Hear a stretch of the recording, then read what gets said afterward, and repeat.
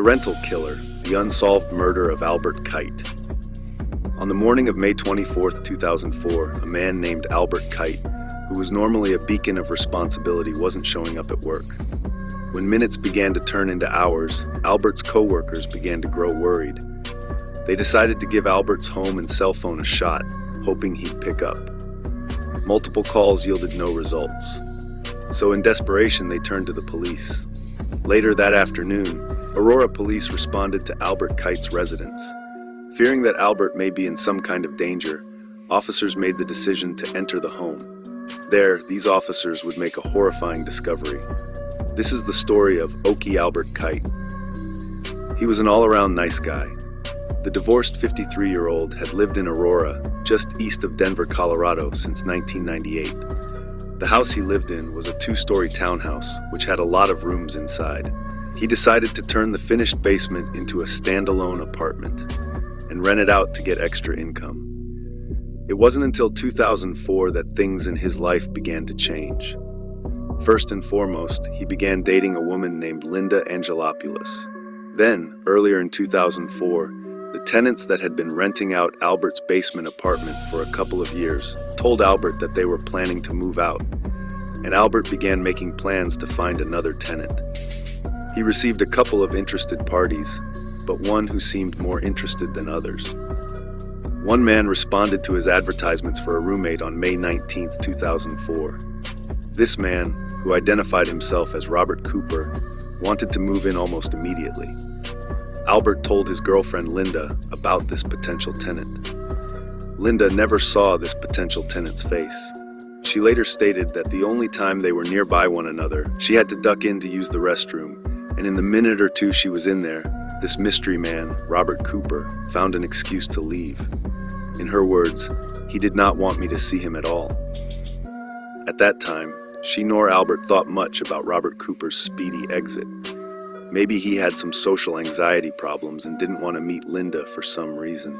Either way, it wasn't a big deal.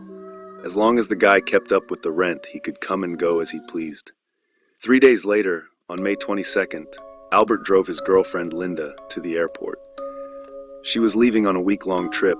At around 3:30 p.m., she landed and gave him a call. Albert seemed to be in a bad mood on the other end. They soon wished each other a nice weekend and said goodbye. Sometime later on that same Saturday afternoon, Robert Cooper visited to Albert's home. Cooper had asked him for help in moving a large recliner to his basement, ready for Cooper to move in. Albert happily obliged. Just as Albert was carrying the recliner down to his basement, Cooper struck him in the head from behind. Albert was then bounded with a cord, not only his hands behind his back, but his feet as well, which were tied to his wrist ligatures. He had, in essence, been hogtied. And from there, Cooper proceeded to mercilessly torture him for hours. Cooper took several knives from Albert's kitchen, torturing him with them for a number of hours. Albert was stabbed in the eye, stabbed in the ears, and nearly decapitated. The bottoms of his feet were raised, and his feet had been flogged and beaten. They were swollen, red, bruised, and cut. Albert's blood spattered around, both on the floor and up the wall. He was stabbed 22 times. Following the brutal torture and murder, Cooper then proceeded to eat food from Albert's kitchen, took a shower in the master bathroom, slept in Albert's bed, and even wore Albert's clothing. The house had seemingly been wiped down for fingerprints, and bleach had been poured down the shower drain to destroy any of the killer's forensic evidence. Then the murderer simply vanished. Immediately, investigators began working on a motive for the crime.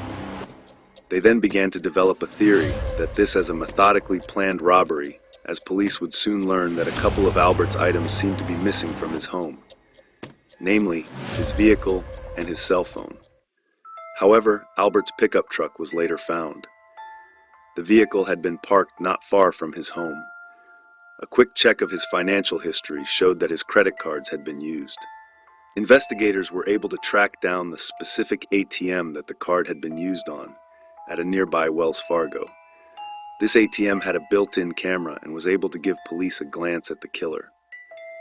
Obscured by a ski mask, the killer had been driving Albert's pickup truck when he made the withdrawal from the ATM.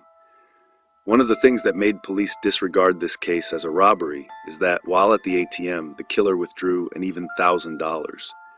But Albert had much more than $1,000 in his bank account, and the killer had access to all of it throughout that weekend. However, he only decided to withdraw no more than $1,000. This information seemed to paint a terrifying and bone-chilling explanation for the death of Albert Kite, that the killer had planned everything out in advance and had likely committed the heinous crime for the mere sake of murdering someone. In December of 2017, after 12 years, police used DNA found at the crime scene to update the description of their suspect. The DNA, which police believe belonged to the killer, was used to create a new genetic-based image. This image was created by using DNA phenotyping to create the composite.